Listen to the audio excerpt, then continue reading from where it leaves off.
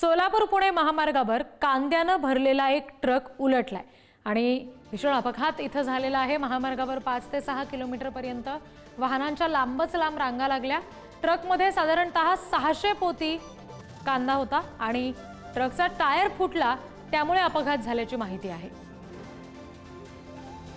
सोलापूर पुणे मार्गावर हा अपघात झालेला आहे। ट्रकचा टायर फुटून हा ट्रक उलटला। कांद्यानं भरलेला हा ट्रक होता। जवळपास 600 पोती कांदा याच्यामध्ये होता। आता महामार्गावर 5 ते 6 किलोमीटर पर्यंत वाहनांच्या रांगा या अपघातामुळे लागलेल्या आहेत।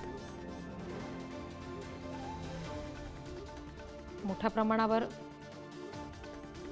कांदा या ट्रकमध्ये होता आणि सोलापूर पुणे महामार्गावर असताना कांद्यानं भरलेला हा ट्रक उलटलाय। महामार्गावर वाहतुकीवर त्याचा परिणाम झालाय की दृश्य आपण बघतोय।